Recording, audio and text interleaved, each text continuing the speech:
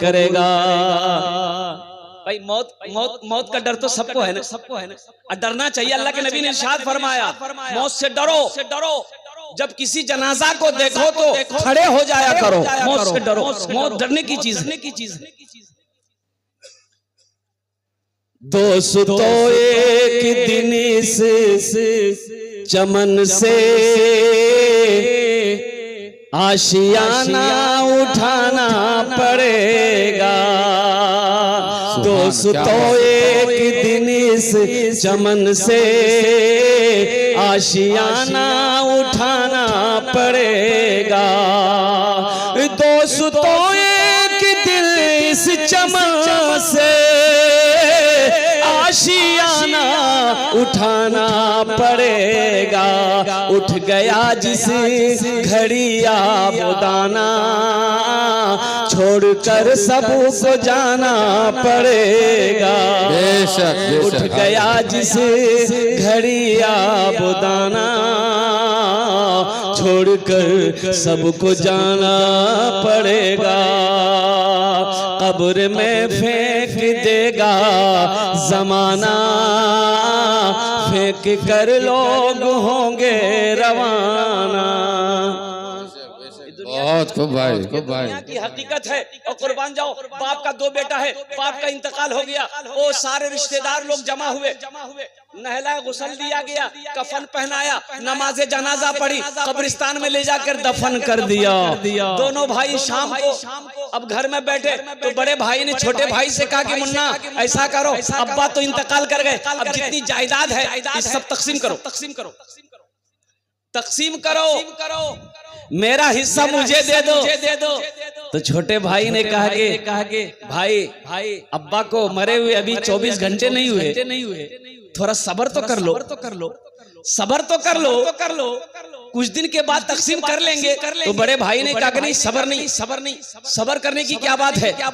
अब्बा चले गए, वो अपना समझते रहेंगे, अब मेरा हिस्सा है, निकालो। तो वहां पर रिश्तेदार लोग जमा थे, मामा आए हुए थे, फुफ्फा आए हुए थे, चचा आए हुए थे। तो कहा भाई ठीक है, कल करना है, आज कर लो, क्या दिक्कत, भाई चाहता है कर लो।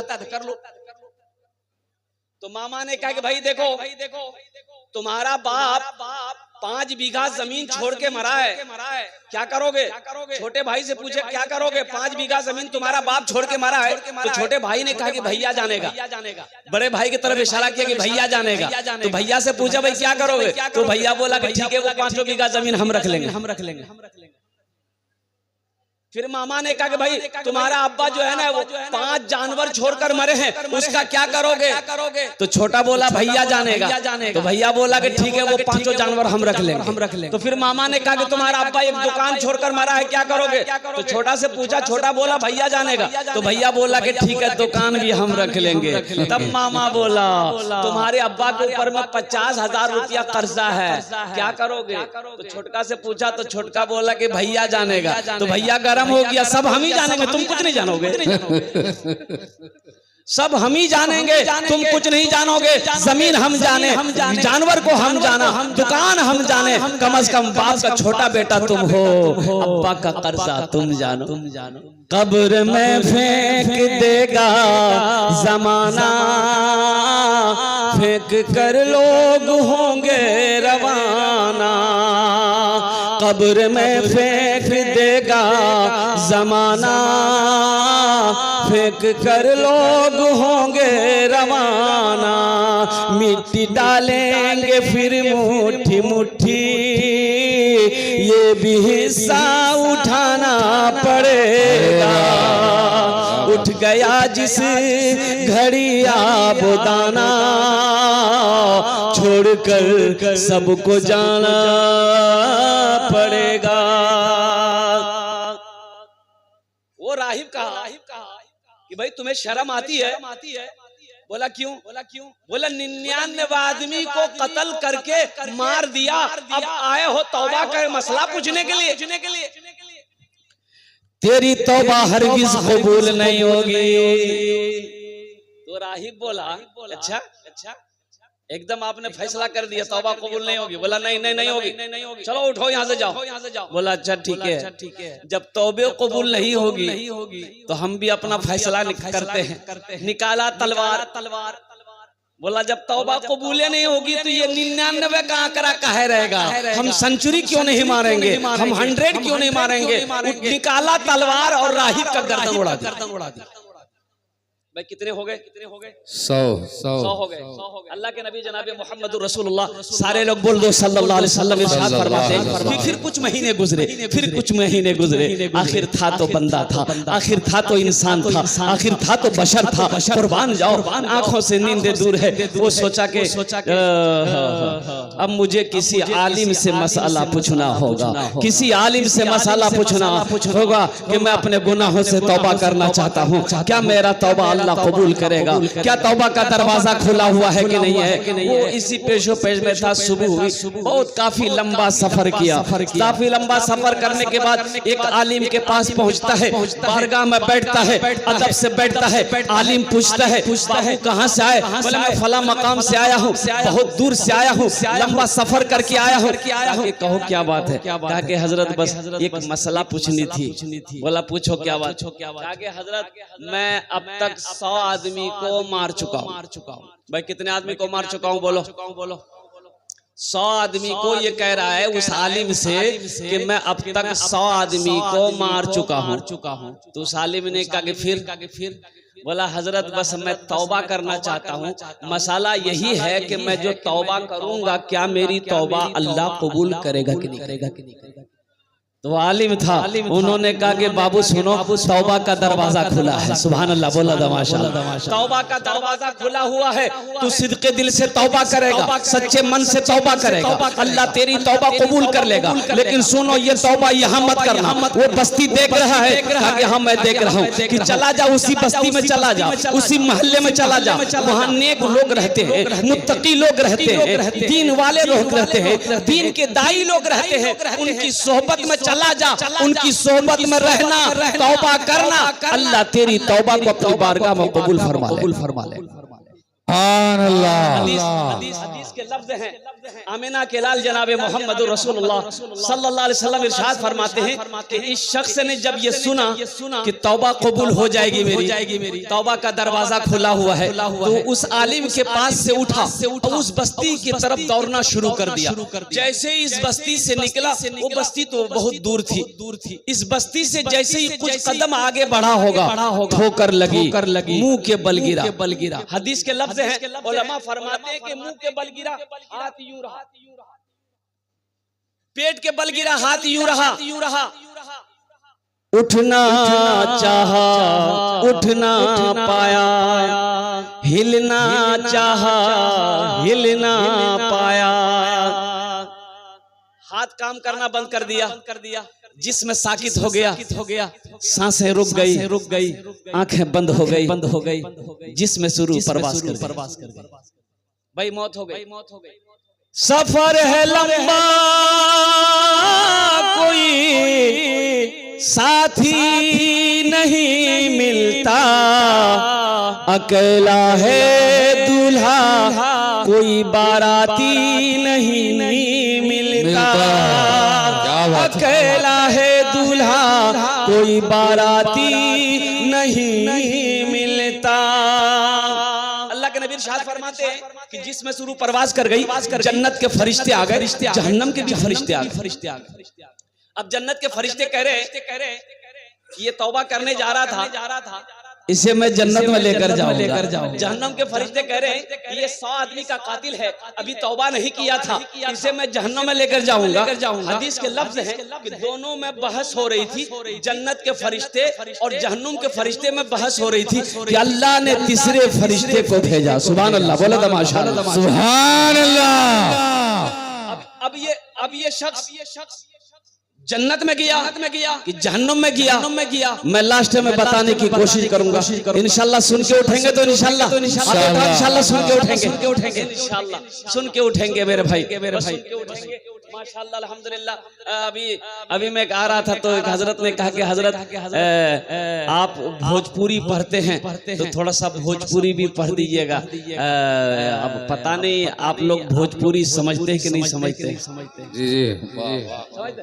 माशाल्लाह हमारे हजरत लोग यहाँ पर तशरीफ फरमा। अच्छा इंशाल्लाह वो तो मैं बाद में सुनाने की कोशिश करूंगा, अभी तो पहले कुछ गुफ्तगू सुन लीजिए। तो मेरे भाइयों अल्लाह के नबी सल्लल्लाहु अलैहि वसल्लम ने इरशाद फरमाया, वो बनी इस्राइल का जमाने का 100 आदमी का कातिल जहन्नम में दाखिल हुआ कि जन्नत में दाखिल हुआ। मैं लास्ट में बताने की कोशिश करूंगा। ज़हन को हाजिर करो। एक मालिक को गुस्सा आया, नौकर पर गुस्सा आया। भाई गुस्सा करना क्या है? बोलो गुस्सा करना क्या है? हराम है। गुस्सा करना हराम है। शराब पीना क्या है? हराम। ज़िना करना क्या है? हराम। जुआ खेलना क्या है? हराम। हराम। कुत्ता का गोश्त खाना क्या है? हराम। जहेज लेना हराम। जहेज लेना बोले इसको आने दो। जहेज लेना बोले जहेज को आने दो। ये जो जहेज में, अच्छा आपके यहाँ गाड़ी चलती है, जहेज में लेते हैं लोग? अरे बाप, ये बला यहाँ भी है। हम समझे खाली बिहारे में है, लेकिन ये बला यहाँ भी है। हाँ। शराब पीना हराम, ज़िना करना हराम, जुआ खेलना हराम, कुत्ता का गोश्त खाना हराम। उसी तरीके से बेटी वाला से मांग कर जहेज लेना ये भी हराम है। एक जलसे से वादा पैगाम लेकर उठोगे इंशाल्लाह। ना जहेज लेंगे ना जहेज देंगे। कितने लोग तैयार है? हाथों को उठाओ इंशाल्लाह। आज जो ले लिए हैं अभी वो रिटर्न कब होगा? तौबा कर लेंगे। रही है इंशाल्लाह। तौबा करेंगे तो इंशाल्लाह। मेरे साथ तीन बोल बोलना मेरे साथ इंशाल्लाह। अल्लाह सारी जिंदगी के गुनाहों को माफ फरमा देगा। अल्लाह के नबी इरशाद फरमाते हैं, तुम्हारा गुनाह अगर दरख्तों के पत्तों से बड़ा क्यों ना हो, जमीन के जर्रों से भी ज्यादा क्यों ना हो, समंदर के झाग के बराबर तुम्हारा गुनाह क्यों ना हो, तुम्हारा गुनाह सितारों के बराबर क्यों ना हो, तुम्हारा गुनाह जमीन से लेकर आसमान तक क्यों ना भर गया हो, तीन बोल लो, अल्लाह तुम्हें गुनाहों से ऐसा पाक कर देगा जैसे अभी कोई बच्चा अपने माँ के पेट से पैदा हो। सुभान अल्लाह। बेशक इंशाल्लाह वो तीन बोल बोलेंगे इंशाल्लाह। बोलेंगे इंशाल्लाह। बोलो अल्लाह मेरी तौबा, अल्लाह मेरी तौबा, अल्लाह मेरी तौबा, अल्लाह मेरी तौबा, अल्लाह मेरी तौबा, अल्लाह मेरी तौबा। अल्लाह के नबी सल्लल्लाहु अलैहि वसल्लम इरशाद फरमाते हैं, जो ये तीन बोल लेगा अल्लाह की बारगाह में तौबा कर लेगा, अल्लाह उसके सारे गुनाहों को धो देगा। मेरे बच्चों नौजवानों सुनो, ये मेरा जुब्बा है, ये मेरा जुब्बा अगर गंदा हो जाए इसको धोने के लिए कम से कम 1 बाल्टी पानी चाहिए। भाई कितना बाल्टी पानी चाहिए बोलो ना? 1 बाल्टी। 1 बाल्टी पानी चाहिए। 1 बाल्टी पानी लगेगा कि नहीं लगेगा? 1 बाल्टी पानी चाहिए जुब्बा को धोने के लिए। लेकिन कुर्बान जाओ, हमारी सारी जिंदगी के गुनाहों को धोने के लिए मेरा रब कहता है, मेरा बंदा तुम्हारी सारी जिंदगी के गुनाहों को हम धो देंगे, मिटा देंगे, तो सिर्फ आंसू का एक कतरा बहा दो। सुभान अल्लाह।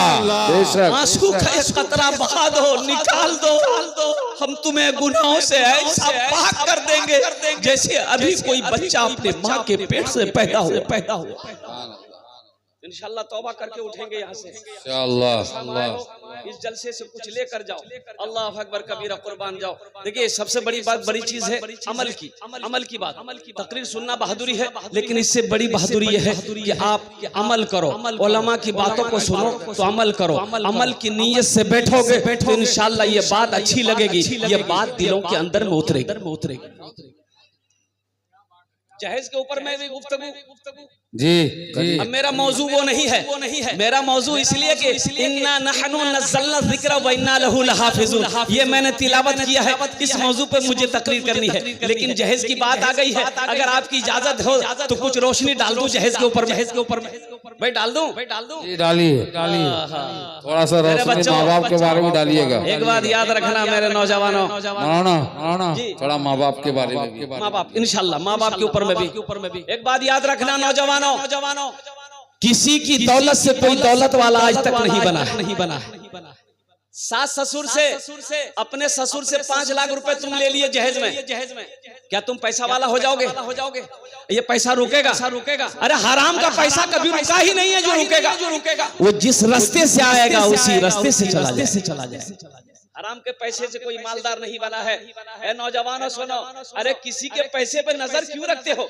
अरे कोई मोटरसाइकिल देगा जब भी हम चलाएंगे। अल्लाह ने बाजुओं में मेरी ताकत दिया है, इंशाअल्लाह नबी के सुन्नत के मुताबिक निकाह करो, जहेज मत मांगो। इंशाअल्लाह तुम्हारे तकदीर में अगर अल्लाह ने दौलत लिख दिया है, तुम मिट्टी को छुओगे, मेरा अल्लाह उसे सोना बना देगा। सुभान अल्लाह। बेशक ईमान को तो पहले मजबूत करो, अपने ईमान को तो मजबूत करो। लेकिन आलम क्या हो गया है, अल्लाह अकबर कबीरा। अच्छा, एक बीमारी हमारे बच्चों के अंदर में, नौजवानों के अंदर में एक बीमारी और भी है, और वो बीमारी ये है कि सबको हैंडसम लड़की चाहिए। भाई हैंडसम ही सबको हैंडसम लड़की चाहिए। अच्छा, काली लड़की से कोई ब्याह करने को तैयार नहीं। आखिर क्यों भाई? भाई लड़की काली है तो क्या उससे ब्याह नहीं करना चाहिए? का किताब में मना है क्या? मेरे बच्चों, नौजवानों, सिर्फ सूरत को ना देखो, सीरत को भी देखो। अल्लाह के नबी ने 4 बातें फरमाई है निकाह के लिए। अल्लाह के नबी ने इरशाद फरमाया कि कोई हसब और नसब को देखता है, खानदान को देखता है, कोई हुस्न जमाल को देखता है, खूबसूरती देखता है, कोई माल देखता है कि कितना माल मिलेगा, कोठी वाली है कि नहीं है, दुकानदार की बेटी है कि नहीं है। और सुनो, कोई दीनदारी देखता है, तुम दीनदारी को तरजीह देना। अल्लाह के नबी इरशाद फरमाते, तुम दीनदारी को तरजीह देना। जिस घर में दीनदारी हो उस घर में रिश्ता कर लेना। जिस लड़के के अंदर में दीनदारी हो उसे अपना दामाद बना लेना। जिस लड़की के अंदर में दीनदारी हो उसे अपना बहू बना ले।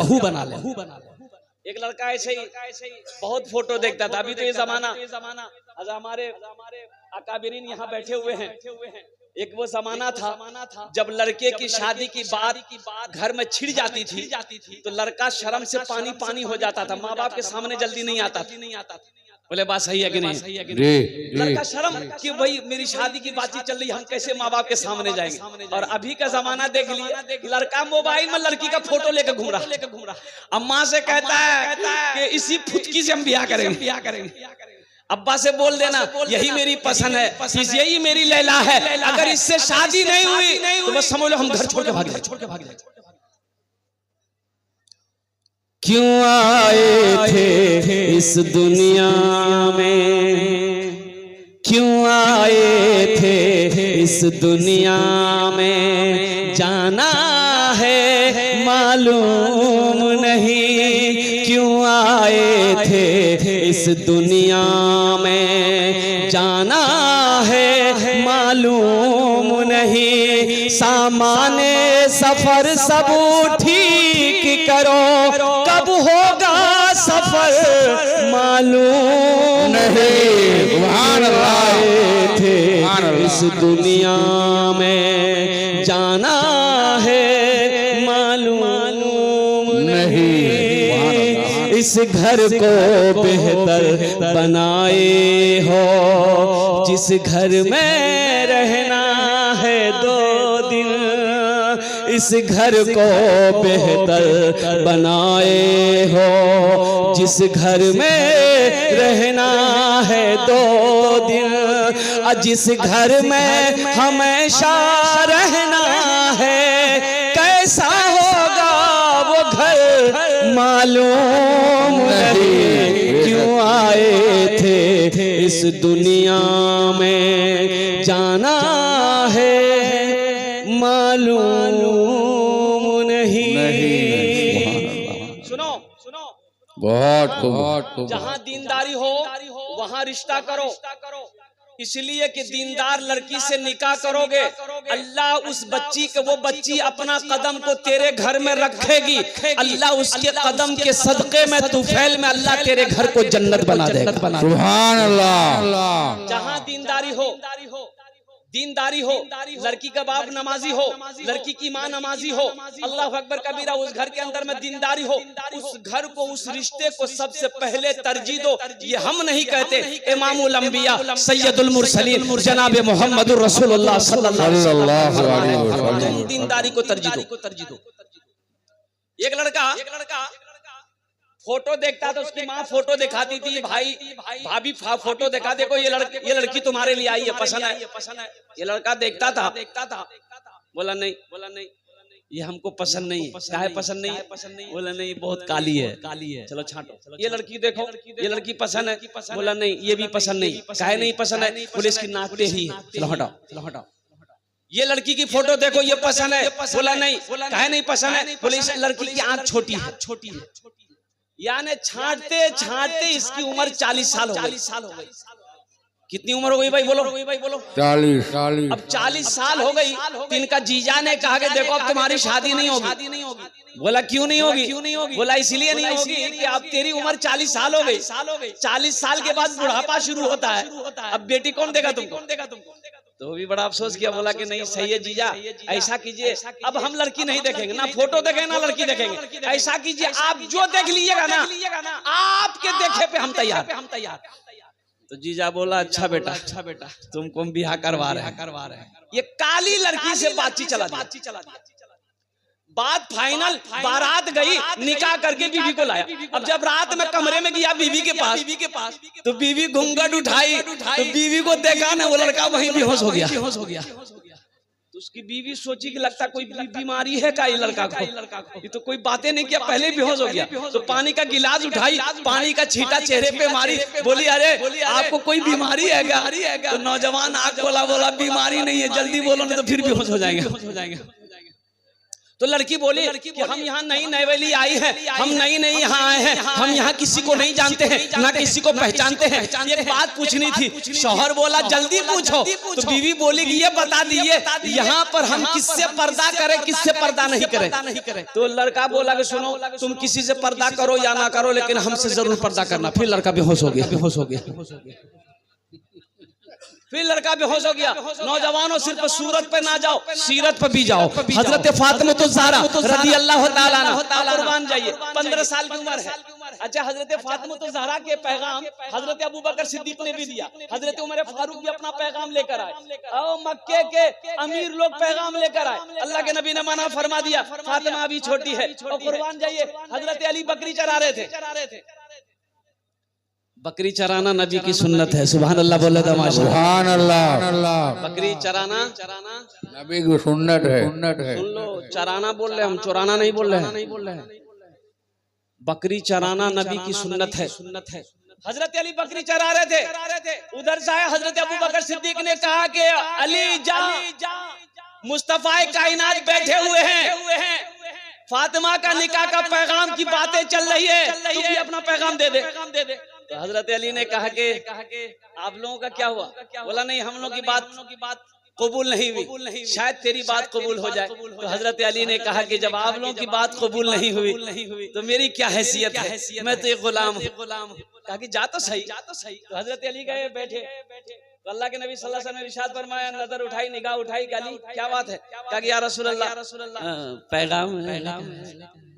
अच्छा फातिमा के बारे में आज इंशाअल्लाह अल्लाह के नबी जनाब मोहम्मदुर रसूलुल्लाह सल्लल्लाहु अलैहि वसल्लम ने इरशाद फरमाया इंशाअल्लाह, सिर्फ इंशाअल्लाह कहा। हजरत अली उठ के वहां से बाहर निकले, तो हजरत अबू बकर सिद्दीक ने पूछा क्या बना, बात बनी? अल्लाह के नबी क्या बोले? बोला नहीं बात नहीं बनी। तो हजरत अबू बकर सिद्दीक ने पूछा कि भाई कुछ तो बोले होंगे, अल्लाह के नबी कुछ तो फरमाए। कहा कि नहीं वो सिर्फ ये बोले इंशाअल्लाह। तो हजरत अबू बकर सिद्दीक ने फरमाया ए नादान, नबी का इंशाअल्लाह हाँ होता, सुभान अल्लाह। नबी का इंशाअल्लाह हाँ होता है। तेरे रिश्ते को अल्लाह के नबी ने कबूल कर लिया है। सुभान अल्लाह के साथ होगा। सुभान अल्लाह, सुभान अल्लाह। अब इस वाक़े को यहीं रहने दो।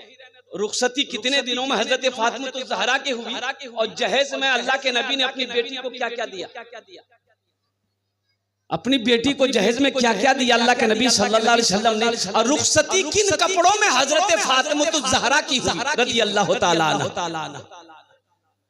एक बेटी वाला बेटी लेके परेशान था, काफी पैसा वाला था। एक लड़का के बारे में पता चला कि एक लड़का बाहर से पढ़कर आया है, एमए भी है, उम्मे भी है। ये लड़का दोनों है, एमए उम्मे। अब वो समझने वाले समझ रहे होंगे एमए उम्मे क्या है। लड़का संस्कृत पढ़कर आया है। ये लड़की वाला सोचा कि बड़ा अच्छा मौका है, लड़का कहीं हाथ से ना निकल जाए। अपनी बेटी की तस्वीर लिया, फोटो लिया, एक आदमी को साथ लिया, बोला चल तो सही उस लड़के को पकड़ेंगे, अगर वो मेरा दामाद बन गया तो मेरी बेटी की जिंदगी अच्छी गुजर जाएगी। बेटी की तस्वीर लिया, एक आदमी को साथ लिया, लड़के वाले के घर पहुंचा, जाके सलाम किया, बैठा। लड़के के बाप से कहा कि भाई मुझे पता चला कि आपका इकलौता बेटा है, मेरी भी इकलौती बेटी है, मेरे पास दौलत की कमी नहीं है, आप जो मांगोगे वो देंगे, क्या आप मेरे यहाँ रिश्ता करोगे? तो लड़के का बाप बोला कि भाई आपकी लड़की को देखेंगे तब फिर कोई जवाब दे पाएंगे। बोला बस देख लीजिए मेरी लड़की को। फोटो निकाला, बोला देखिए। तो लड़का का बाप फोटो देखा तो लड़की खूबसूरत थी, पसंद आ गया।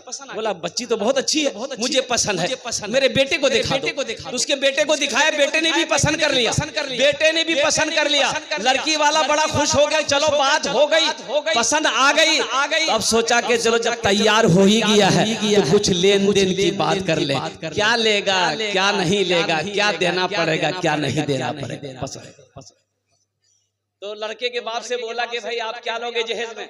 बोला कि भाई हमको कुछ नहीं चाहिए, ये लड़का सामने बैठा है, लड़के से पूछ लो, जो लेना होगा वो बोल देगा। ये लड़का संस्कृत पढ़कर आया था। क्या पढ़कर आया था? बोले तो अल्हम्दुलिल्लाह। लड़का सामने बैठा है, लड़की वाला ने पूछा कि बेटा क्या लेगा? टाइटन की घड़ी लेगा कि सोनाटा घड़ी लेगा? कौन सी घड़ी लेगा? जल्दी बोल। तो लड़का बोला ना। बोला कि बोलो भाई ये ना बोल रहा ना, हाँ बोल रहा है। तो उसके साथ में जो था वो बोला कि संस्कृत में बोल रहा है। फिर पूछो। तो फिर पूछा कि बेटा क्या लेगा? वॉशिंग मशीन लेगा? Washing machine. तो लड़का बोला ना। बोला भाई क्या बोल रहा है? ना बोल रहा है कि हाँ बोल रहा है? बोला फिर पूछो। तो बेटा क्या लेगा? फ्रिज लेगा? तो लड़का बोला ना। हाँ। तो लड़की वाला को गुस्सा आया, बोला खुल के बोलो क्या लेगा, मेरी समझ में नहीं आ रही है ना, खुल के बोलो। तो लड़का बोला यामा रहिए किसी भी हाल में, चर्चा न कीजिए, रहिए किसी भी हाल में, चर्चा न कीजिए, खुद को किसी के सामने रुसवा न कीजिए, सुभान अल्लाह, किसी भी हाल में चर्चा न कीजिए। अरे घर में जरूर लाइए बेटी गरीब की, सुभान अल्लाह, में जरूर लाइए। गरीब का मकाम क्या समझोगे? मेरे नौजवानों गरीब का मकाम सुनो। इमामुल अंबिया सल्लल्लाहु अलैहि वसल्लम इरशाद फरमाते हैं कि मालदारों से गरीब लोग 500 साल पहले जन्नत में जाएगा। सुभान अल्लाह, सुभान अल्लाह, सुभान अल्लाह। 500 साल मालदारों से पहले जन्नत में जाने वाला गरीब होगा। अल्लाह तौफीक दे तो सिर्फ पैसे वालों की तरफ ना देखो, गरीबों को भी देख लिया करो, गरीब की बेटी को भी देख लिया करो, यतीम बच्चियों को भी देख लिया करो। तुम क्या समझते हो जहेज के लालच में गरीब बच्चियों को छोड़ दोगे, यतीम बच्चियों को छोड़ दोगे, वो उनकी उम्रें ढल जाएगी, रात में तड़पते उसकी रात गुजरेगी। तुम क्या समझे कि तुम जन्नत में चले जाओ? दीन सिर्फ नमाज पढ़ लेने का नाम दीन नहीं है। दीन सिर्फ रोजा रख लेने का नाम दीन नहीं है। दीन सिर्फ हज कर लेने का नाम दीन नहीं है। दीन तो ये कहता है या अय्युहल्लज़ीना आमनू दुखुलू फिस्सिल्म काफ़ा, ईमान वालों इस्लाम में पूरे के पूरे दाखिल हो जा। एक अल्लाह के नबी की प्यारी हदीस सुनो। अल्लाह के नबी सल्लल्लाहु अलैहि वसल्लम इरशाद फरमाते हैं, वो मोमिन नहीं, वो मोमिन नहीं, वो मोमिन नहीं, 3 बार फरमाया। कितने बार फरमाए? बोलो 3 बार। सहाबा ने पूछा या रसूलल्लाह कौन मोमिन नहीं है? तो अल्लाह के नबी ने इरशाद फरमाया, वो मोमिन नहीं जो खुद पेट भरकर खाना खाए, उसका पड़ोसी भूखा सो रहे। बेशक उसका पड़ोसी भूखा सो रहे, खुद पेट भरकर खाना खाया हो, शिकम शेर होकर खाना खाया हो, और उसे पता ही नहीं है कि मेरे घर के बगल में मेरा पड़ोसी गरीब यतीम बच्ची है, उसके घर में चूल्हा नहीं जला है, उसकी खबर गिरी नहीं किया। अल्लाह के नबी सल्लल्लाहु अलैहि वसल्लम इरशाद फरमाते हैं कि वो मोमिन नहीं। इंशाअल्लाह नबी के सुन्नत के मुताबिक निकाह करोगे मेरे नौजवानों, नबी के सुन्नत के मुताबिक निकाह करना है, अल्लाह इसमें बरकत अता फरमाएगा। घर में जरूर लाइए बेटी गरीब की, लेकिन किसी गरीब से सौदा न कीजिए, रहिए किसी भी हाल में चर्चा न कीजिए, खुद को किसी के सामने रुसवा न कीजिए। और आखिरी शेर है, अगर आपकी इजाजत हो तो सुना दूं जी इरशाद भाई? सुनेंगे इंशाल्लाह, सुनेंगे इंशाल्लाह। किसी की जमीन दबाना मत। जमीन का अजाब बड़ा सख्त अजाब है। जमीन का अजाब बड़ा सख्त अजाब है। किसी की भी जमीन दबाने की कोशिश मत करना, नियत मत करना, सारे अमाल बेकार हो जाएंगे। नमाज रखी रह जाएगी, रोजा रखा रह जाएगा, हज रखा रह जाएगा। अल्लाह के नबी इरशाद फरमाते हैं, जिसने किसी की एक बालिश्त जमीन बेईमानी कर ली, जिसने किसी की एक बालिश्त जमीन कब्जा कर लिया, अल्लाह के नबी इरशाद फरमाते हैं कि अल्लाह दुनिया की जितनी जमीन है इसके 7 तह का तौक बनाएगा। जमीन का 7 तह का तौक बनाकर अल्लाह उसके गले के अंदर डाल दे। अल्लाहु अकबर। किसी की जमीन को दबाना नहीं है। मेरी किस्मत में जमीन नहीं है, कोई दिक्कत नहीं, हम ऐसी जिंदगी गुजार लेंगे, लेकिन नाजायज हराम किसी के ऊपर में, किसी के माल पर, किसी की जमीन पर हमें कब्जा नहीं करना है। मिलती हो जिस जमीन से बच्चों को रोटियां, मिलती हो जिस जमीन से बच्चों को रोटियां, ऐसी किसी जमीन पे कब्जा न कीजिए, रहिए किसी भी हाल में चर्चा न कीजिए। जहेज के ऊपर बात आई, एक पैगाम जहेज के लिए मैं अपने बच्चों को, नौजवानों को सुना दिया। इंशाअल्लाह अमल करोगे मेरे बच्चों, हाथ उठाओ, इंशाअल्लाह अमल करेंगे, जहेज मांगकर नहीं लेंगे। और सुनो, हमारे अकाबिरीन मौलाना अशरफ अली थानवी रहमतुल्लाह अलैह फरमाते हैं कि अगर लड़की वाला अपनी मर्जी से कुछ देना चाहे फिर भी ना लो, फिर भी ना लो। हाँ, फिर भी ना लो। हमारे अकाबिरीन कहते हैं कोई कुछ देना चाहे अगर जबरदस्ती, फिर भी ना लो, इनकार कर दो कि नहीं हमें नहीं चाहिए, हमें आपका जहेज नहीं चाहिए, हमें आपका माल नहीं चाहिए, हमें आपकी गाड़ी नहीं चाहिए, हमें आपका पैसा नहीं चाहिए। आप मेरे हक में दुआ कीजिए, इंशाअल्लाह अल्लाह ने अगर दौलत मेरी किस्मत लिखा है तो इंशाअल्लाह अल्लाह हमें दौलत वाला बना दे। बेशक दुआ कर सकते। माँ बाप माँ बाप के ऊपर में वक़दा रब्बुका अल्ला ताबुदू इल्ला इय्याहु व बिल वालिदैन इहसाना, इम्मा यबलुगन्ना इंदकल किबरा अहदुहुमा औ किलाहुमा फला तकुल लहुमा उफ़्फियु वला तनहरहुमा वक़ुल लहुमा क़ौलन करीमा वख़्फ़िज़ लहुमा जनाह ज़ुल्ली मिनर रहमति वक़ुर रब्बि रहमहुमा कमा रब्बियानी सग़ीरा। सुभान अल्लाह, बोलो तो माशाअल्लाह। सुभान अल्लाह। सूरह बनी इस्राइल पारा नंबर 15 रुकू नंबर 2। इसकी तिलावत करो, कुरान पढ़ो नौजवानों, कुरान पढ़ो। अरे मौलाना वली रहमतुल्लाह अलैह खान का मुंगेर, ये उड़ीसा की सरजमीन पे जलसा था। 6 साल हुए, 6 साल पहले 50,000 का मजमा था। कुर्बान जाओ, मौलाना वली रहमतुल्लाह अलैह ने बबांगे दहल उड़ीसा के मुसलमानों को पैगाम दिया कि उड़ीसा के गैर मुसलमानों, अरे हर घर में कम से कम एक हाफिज कुरान होना चाहिए। अपने एक बेटे को हाफिज कुरान बनाओ। अरे जन्नत में ले जाने वाला कोई ना कोई तो होना चाहिए। बेशक बेशक जन्नत में ले जाने वाला कोई ना होना चाहिए। मेरे नौजवानों, कुरान पढ़ो। अल्लाह अकबर कबीरा। सुनो, जो मैट्रिक कर लिया, एमए कर लिया, बीए कर लिया, एलएलबी कर लिया, जो भी करना है, वकालत कर ली, जो भी करना, दुनिया की सारी पढ़ाई पढ़ लो। अगर तुमने कुरान नहीं पढ़ा तो तुमने कुछ नहीं पढ़ा। बेशक बेशक दुनिया की सारी डिग्रियां ले लो और कुरान की डिग्री नहीं लिए तो तुमसे बड़ा जाहिल कोई नहीं। खैरुकुम मन तअल्लमल कुरान व अल्लमहु।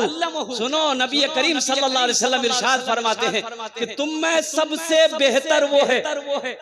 हदीस के लफ्ज़ सुनिए, तुम में सबसे बेहतर वो है जो कुरान सीखे, दूसरों को सिखाए। सुभान अल्लाह, सुभान अल्लाह। तुम तो बेहतर उसको समझते हो जिसके पास टाका हो, जिसके पास कोठी हो, जिसके पास हवेली हो, जिसका कलकत्ता में जमीन हो, जिसका पटना में जमीन हो, जिसकी दिल्ली में जमीन हो, तुम तो उसको बेहतर समझते हो। क्या आदमी। अल्लाह के नबी ने इरशाद फरमाया, खैरुकुम मन तअल्लमल कुरान व अल्लमहु। तुम में सबसे बेहतर वो है जो कुरान सीखे, दूसरों को सिखाए।